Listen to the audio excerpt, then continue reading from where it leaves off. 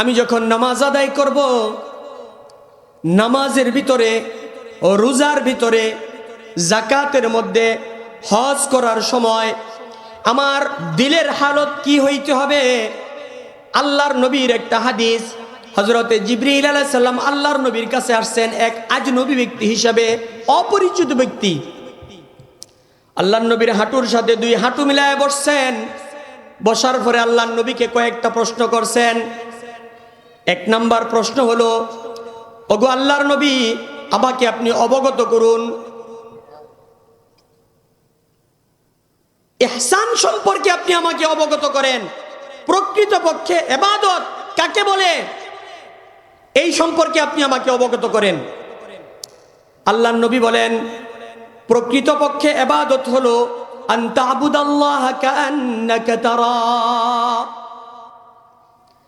এমন ভাবে আল্লাহ রাব্বুল আলামিনের ইবাদত বন্দেগী করা। আল্লাহর যে কোনো ইবাদতের সময় তোমার মনোভাব এমন হইতে হবে যে আল্লাহকে তুমি দেখতেছো, আল্লাহ রাব্বুল আলামিনকে তুমি দেখতেছো। আন তা'বুদাল্লাহ, এমন ভাবে তুমি আল্লাহর ইবাদত করো, কান্নাকা তারা, যে তুমি তাকে দেখতেছো। এমন একটা মনোভাব আমার ভিতরে থাকতে হবে। আমি আল্লাহকে দেখে দেখে নামাজে দাঁড়াতে হবে, আল্লাহকে দেখে দেখে কোরআনে পাকের তেলাওয়াত করতে হবে, আল্লাহকে দেখে দেখে আমার রুকু করতে হবে, আল্লাহকে দেখে দেখে আমার সিজদা করতে হবে, আল্লাহকে দেখে দেখে নামাজের যাবতীয় তাসবিহ তাহলিল পাঠ করতে হবে। আল্লাহর নবী বলেন, আন তা'বুদাল্লাহ কাআন্নাকা তারা, এমন ভাবে তুমি আল্লাহর হুকুম পালন করো যেন আল্লাহ তোমার সামনে উপস্থিত, আল্লাহকে দেখে দেখে তুমি ইবাদত করতেছো। উলাইকা হুমুল ওয়ারিসুন আল্লাযীনা ইয়ারিসুনাল ফিরদাউসা হুম ফিহা খালিদুন। এই গুণগুলি যাদের মধ্যে পাওয়া যাবে, এই গুণী মানুষগুলি জান্নাতুল ফিরদাউসের ওয়ারিস হবে। বলেন সুবহানাল্লাহ।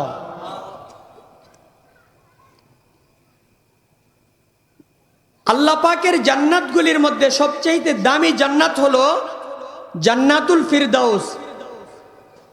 যাদের মধ্যে সূরাতুল মুমিনুনে বর্ণিত গুণগুলি থাকবে, তারা যেহেতু জান্নাতুল ফিরদাউসের ওয়ারিস হবে, উত্তরাধিকারী হবে, এই জন্য এই গুণগুলি আমাদের জানা দরকার আছে না নাই ভাই?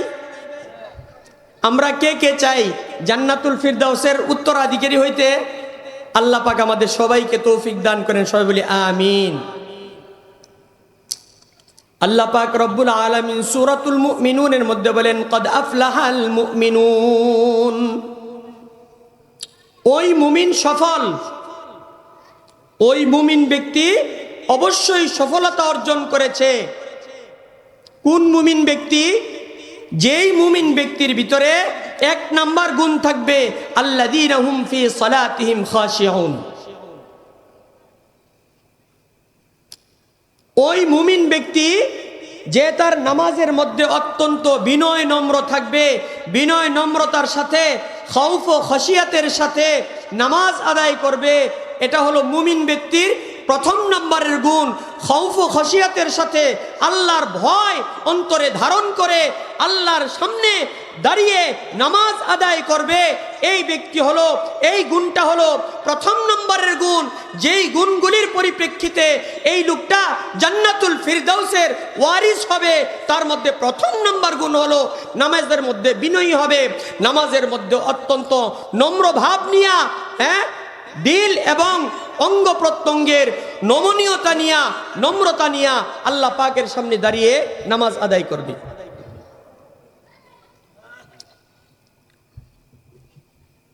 খাউফ ও খাশিয়াতের সম্পর্ক হলো কলবের সাথে। আল্লাহর ভয়ের সম্পর্ক কার সাথে ভাই? কলবের সাথে। কলব এমন একটা অঙ্গ,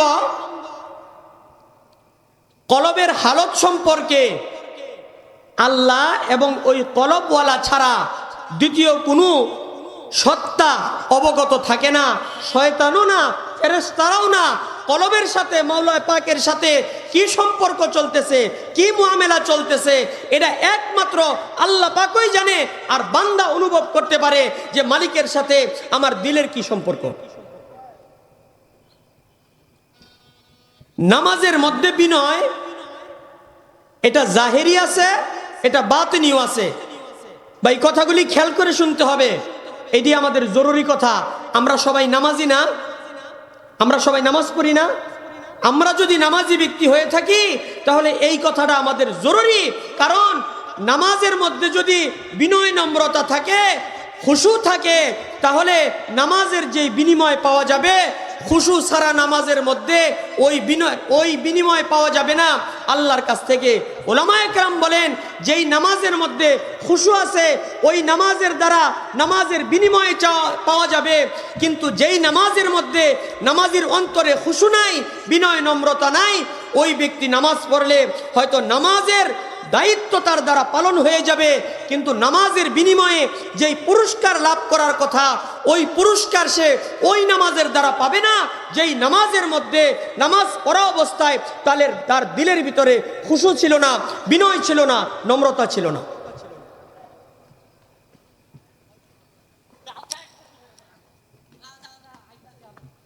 প্রিয় ভাইয়েরা আমার, কলবের খুশু আল্লাহকে সর্বদা স্মরণ করে করে নামাজ আদায় করা। আমি যখন তাকবীরুল উলা বলে নামাজ আরম্ভ করব, তাকবীরুল উলা থেকে সালাম পর্যন্ত নামাজের প্রতিটা মুহূর্ত, প্রতিটা পদক্ষেপ, কি আমি দাঁড়ানো অবস্থায় থাকি, রুকু অবস্থায় থাকি, সেজদা অবস্থায় থাকি, বৈঠকে থাকি, প্রত্যেকটা হালত আল্লাহকে স্মরণ করে করে আমার আদায় করতে হবে। আল্লাহর ইয়াদ আমার অন্তরের মধ্যে ধারণ করে একমাত্র আল্লাহকে রাজি খুশি করার উদ্দেশ্যে, আল্লাহর সন্তুষ্টি অর্জন করার উদ্দেশ্যে আমার নামাজের প্রত্যেকটা পদক্ষেপ বাস্তবায়ন করতে হবে। কলবের খুশু হলো কলবটাকে নামাজের মধ্যে স্থির রাখা, কলবটাকে নামাজের মধ্যে স্থির রাখা।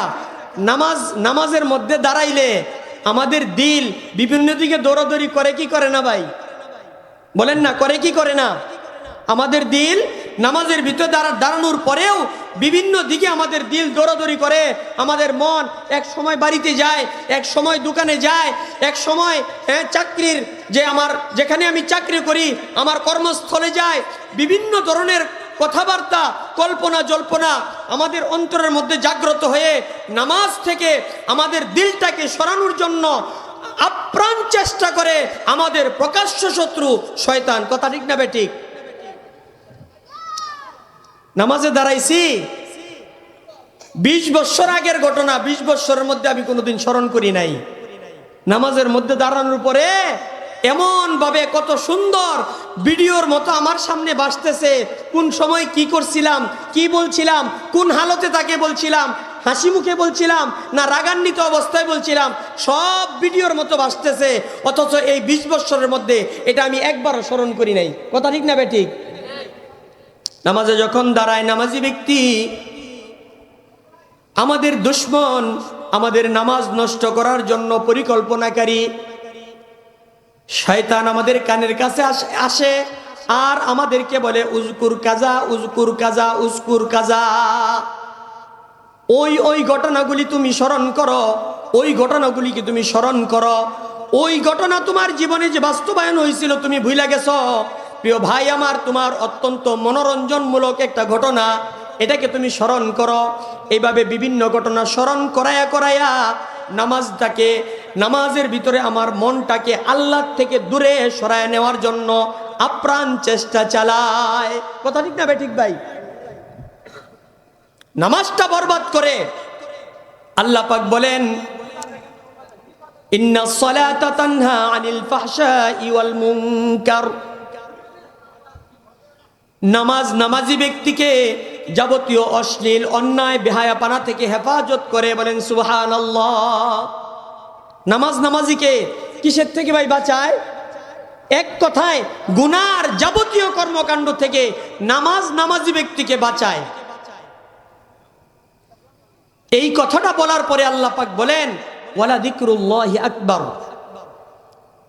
নামাজের মধ্যে সবচেয়ে গুরুত্বপূর্ণ বিষয় হলো নামাজের তাকবীরে উলা থেকে নিয়ে শুরু করে সালাম ফেরানো পর্যন্ত প্রত্যেকটা মুহূর্তে প্রতিটা পদক্ষেপে পদক্ষেপে আল্লাহর স্মরণ তোমার দিলের ভিতরে থাকতে হবে। এমন ভাবে যদি তুমি নামাজ আদায় করতে পারো, নামাজ যদি আদায় করতে পারো, তাহলে এই নামাজ তোমাকে তোমার মধ্যে যত ধরনের অন্যায় করার প্রবণতা বিদ্যমান রয়েছে সমস্ত অন্যায়ের শক্তি তোমার থেকে ধূলিসাৎ করে দিবে। মাওলায়ে পাকের সাথে এক গভীর এক নীরব সম্পর্ক তৈরি হয়ে যাবে, যেই সম্পর্কের ব্যাপারে তুমি আর তোমার মালিক ছাড়া আর কেউ জানে না, জানতেও পারবে না। এমন এক গভীর এবং মূল্যবান সম্পর্ক নামাজের মাধ্যমে আমার আল্লাহ পাকের সাথে তৈরি হয়। বলেন সুবহানাল্লাহ। আমি যখন নামাজ আদায় করব, নামাজের ভিতরে ও রোজার ভিতরে, যাকাতের মধ্যে, হজ করার সময় আমার দিলের হালত কি হইতে হবে? আল্লাহর নবীর একটা হাদিস, হযরতে জিবরিল আলাইহিস সালাম আল্লাহর নবীর কাছে আসছেন এক আজনবী ব্যক্তি হিসাবে, অপরিচিত ব্যক্তি। আল্লাহর নবীর হাঁটুর সাথে দুই হাঁটু মিলায় বসছেন। বসার পরে আল্লাহর নবীকে কয়েকটা প্রশ্ন করছেন। এক নাম্বার প্রশ্ন হলো, ওগো আল্লাহর নবী, আমাকে আপনি অবগত করুন ইহসান সম্পর্কে, আপনি আমাকে অবগত করেন। প্রকৃতপক্ষে ইবাদত কাকে বলে এই সম্পর্কে আপনি আমাকে অবগত করেন। আল্লাহর নবী বলেন, প্রকৃতপক্ষে ইবাদত হলো আন তা'বুদাল্লাহা কাআন্নাকা তারা, এমন ভাবে আল্লাহ রাব্বুল আলামিনের ইবাদত বন্দেগী করা। আল্লাহর যে কোনো ইবাদতের সময় তোমার মনোভাব এমন হইতে হবে যে আল্লাহকে তুমি দেখতেছো, আল্লাহ রাব্বুল আলামিনকে তুমি দেখতেছো। আন তা'বুদাল্লাহ, এমন ভাবে তুমি আল্লাহর ইবাদত করো কান্নাকা তারা, যে তুমি তাকে দেখতেছো। এমন একটা মনোভাব আমার ভিতরে থাকতে হবে। আমি আল্লাহকে দেখে দেখে নামাজে দাঁড়াতে হবে, আল্লাহকে দেখে দেখে কোরআনে পাকের তেলাওয়াত করতে হবে, আল্লাহকে দেখে দেখে আমার রুকু করতে হবে, আল্লাহকে দেখে দেখে আমার সিজদা করতে হবে, আল্লাহকে দেখে দেখে নামাজের যাবতীয় তাসবিহ তাহলিল পাঠ করতে হবে। আল্লাহর নবী বলেন, আন তা'বুদাল্লাহ কান্নাকা তারা, এমন ভাবে তুমি আল্লাহর হুকুম পালন করো যেন আল্লাহ তোমার সামনে উপস্থিত, আল্লাহকে দেখে দেখে তুমি ইবাদত করতেছো। বলেন না সুবহানাল্লাহ। আল্লাহকে দেখে দেখে ইবাদত করতে হবে।